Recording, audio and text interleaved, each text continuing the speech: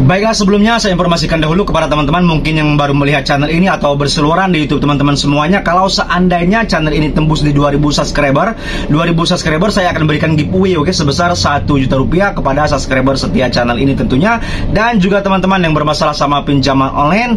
Dan kalau seandainya baru melihat, silakan teman-teman subscribe dan like-nya, siapa tahu ini menjadi manfaat dan juga berkah untuk kita bersama-sama. Amin amin ya rabbal alamin. Baiklah, langsung saja kita kembali ke pembahasan masalah pinjaman online. Teman-teman tidak usah khawatirkan lagi, tidak usah Anda cemaskan lagi. Kalau memang sudah tidak mampu membayar lagi, ya sudah galbaikan saja. Galbaikan. Apa sih dampak resiko kalau seandainya kita terjadi gagal bayar secara berkelanjutan, baik pun 1 minggu ataupun 2 minggu ataupun 1 bulan, 1 tahun, bahkan ada yang 2 tahun. Apa sih dampaknya? Dampaknya tidak ada. Dampaknya adalah di diri kita masing-masing. Kalau kita semakin cemas menghadapinya, semakin takut, semakin memikirkan dampak-dampak ini, inilah yang membuat kita bisa rusak hidup, membuat kita tidak bisa maju-maju gara-gara hutang pinjaman online.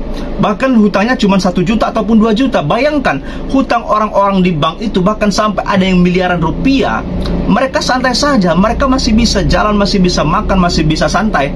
Kok bisa Anda cuma hutang 500 ribu 1 juta, Anda sudah kewalahan menghadapi disi-disi pinjol yang cuma gertakan-gertakan saja bahwa mereka ingin menarikkan aset Anda, bahwa Anda melarikan uang perusahaan, dikatakan sama mereka bahwa Anda adalah orang yang tidak bertanggung jawab, dan mereka akan datang ke rumah membawa tim mereka. Anda sudah ketakutan, Anda sudah cemas, sudah sangat khawatir. Berarti mental kita harus dipertanyakan.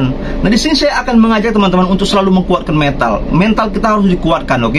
Anggap saja mereka itu manusia biasa, mereka juga bekerja untuk anak istri mereka juga, dan mereka mempunyai target, dan mereka kalau seandainya tidak mencapai target, mereka akan dihapus, atau bukan dihapus saja, atau mereka akan tidak dipakaikan lagi pihak ketiganya atau disi pinjolnya. Jadi mereka susah sekali. Makanya mereka sangat-sangat menekankan kepada pihak nasabah dengan cara menggertak ataupun mengintimidasi, meneror supaya Anda ketakutan. Semakin Anda tanggapi, semakin Anda angkat teleponnya, WhatsApp-nya ataupun emailnya Anda balas, semakin mereka senang, semakin mereka terbahak-bahak, tertawa terbahak-bahak melihat Anda ketakutan, kecemasan, kekhawatiran bahwa Anda sudah menjadi prioritas utama mereka. Mereka sangat tahu teman-teman, kalau seandainya ini orang harus jadi prioritas, pasti mereka terus gencet terus supaya Anda membayar. Tetapi kalau Anda ada orang misalkan bodoh amat, mau ada uang nanti bayar, kalau tidak juga tidak apa-apa, ya sudah, bodoh amat orang seperti itu, mereka tidak akan mendatangi lagi ataupun menelepon lagi, me-WhatsApp lagi. Mereka juga manusia, mereka punya perhitungan. Semakin Anda makin banyak pertanyaan di otak Anda, semakin banyak kehirauan, kegundahan di hati Anda bahwasanya kapan saya bisa melunaskan, habis itu kapan sih apa yang harus saya jualkan di rumah ini biar bisa lunas hutang ini, karena saya tidak tahan lagi. Aplikasi mana lagi yang harus saya pinjamkan untuk gali lubang ke aplikasi mana lagi, tidak akan berhenti. Anda yang awalnya mungkin satu aplikasi yang Anda pinjamkan, ujung-ujungnya nanti akan bisa sampai 4 aplikasi, 5 aplikasi, bahkan sampai 10 aplikasi. Kenapa? Karena Anda akan menutupkan, gali lubang di sini, tutup gali lubang sana.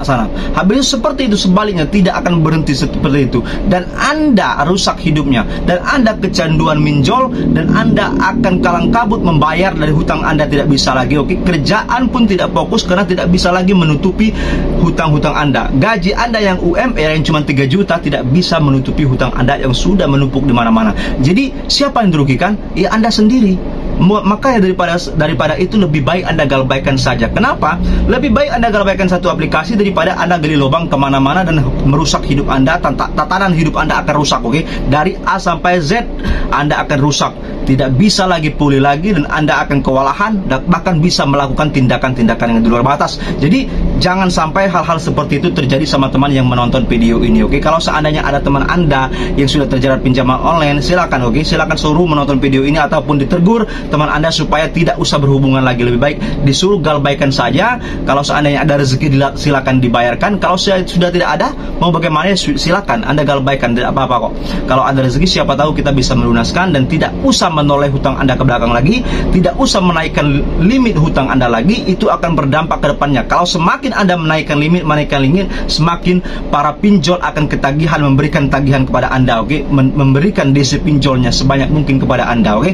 Jadi sampai sini teman-teman mungkin paham apa yang jelaskan. Jangan sampai terjerumus ke lubang pinjaman online ini semakin dalam, oke? Marilah kita bersama-sama untuk lepas dari jeratan pinjol ini, khususnya masyarakat Indonesia yang sudah sangat terbebani sama yang namanya pinjaman online ini, oke? Ini saja bisa saya sampaikan, kurang lebihnya juga saya mohon maaf. Wassalamualaikum warahmatullahi wabarakatuh. Berjumpa lagi di lain waktu. Terima kasih.